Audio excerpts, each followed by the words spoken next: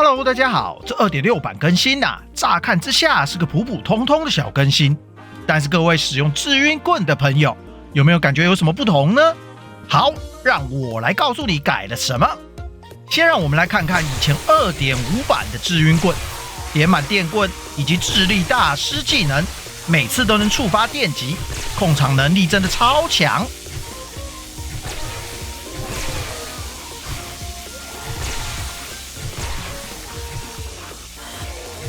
喪屍完全沒有機會碰到我，不愧是 2.0 最強近戰啊！再來，我們看看 2.6 版，但先讓我們把語系改為英文。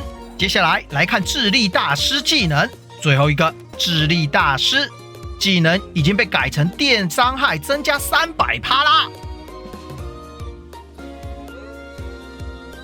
那這有什麼影響呢？各位可以看到，攻擊喪屍的第一下是沒有充電的，而第一下擊中喪屍以後，治暈棍才會充電。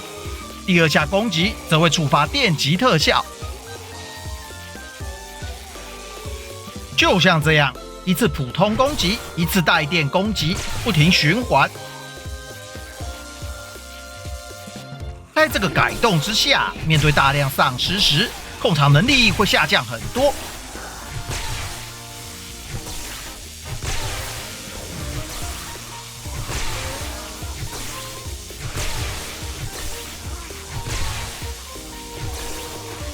要注意不帶電的那次攻擊，很有可能會被喪屍換血，被換血是非常划不來的，要特別注意哦。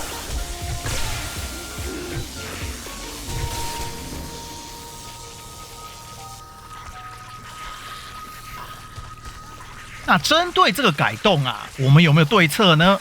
有，我個人的建議有2點，分別是 Pre-Charge 跟 Double Tap。首先 Pre-Charge 就是預先充電，你可以在安全的狀態下預先打一下喪屍，這樣你就可以讓治暈棍維持在充電的狀態。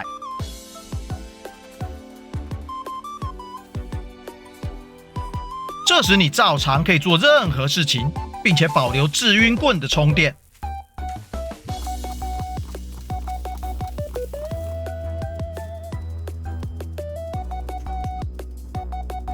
你看我間隔了這麼久的時間，治暈棍依舊是充好電的狀態。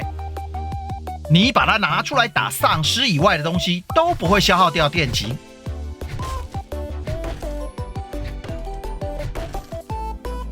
甚至維修治暈棍也不會取消。所以跟你的手機一樣啊，有意識的保持充電狀態，比較不會有意外發生。再來是 Double Tap， 也就是雙連擊。以往我們都是打一下退後一次，這樣是最安全的做法。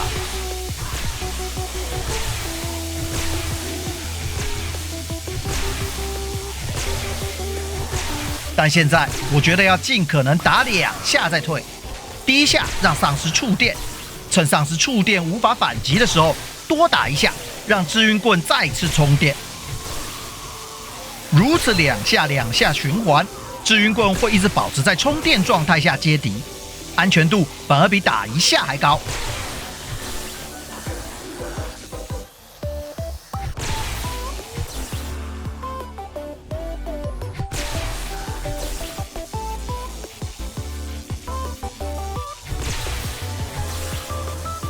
甚至清理群怪比以前更快，這是因為電擊傷害提高了300%，這非常有感哦。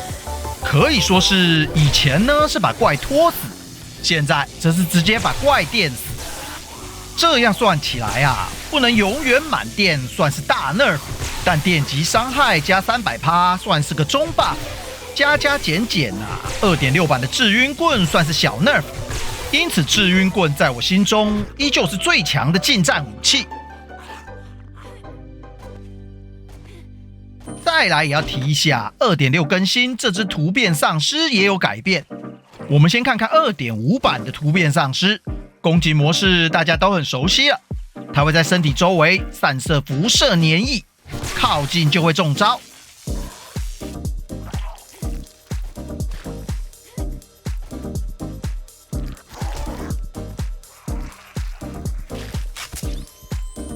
那 2.6 版改了什麼呢？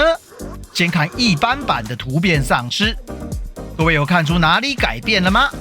沒錯，黏液的噴射距離增加了，這個乍看沒有差太多。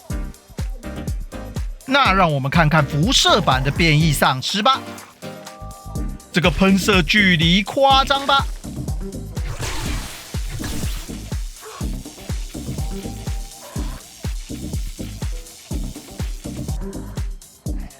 這簡直是高射炮了吧！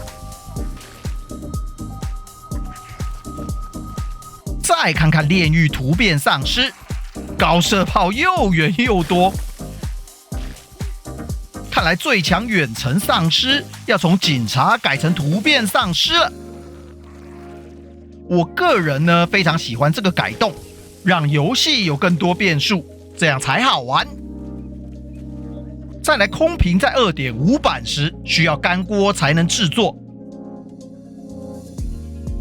到了 2.6 版就不需要乾鍋啦，變成名副其實的低階消耗品了，不錯哦。其他還有幾個值得一提的小更動，熊可以穿過1×2的空格，代表 2.6 的熊可以敲門進來拜訪啦，各位小心嘍。露水收集器現在有9格製作空間，這個好。露水收集器現在要放入空瓶才能製作，這個沒那麼好。旋翼機現在會有5個模組空間，這也是個好消息，可以帶更多東西。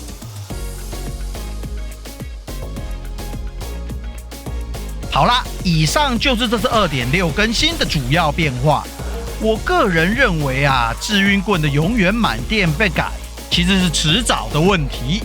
換一個增加300%電傷害啊，或許不虧，因為殺怪明顯變快，打起來刺激許多。你呢？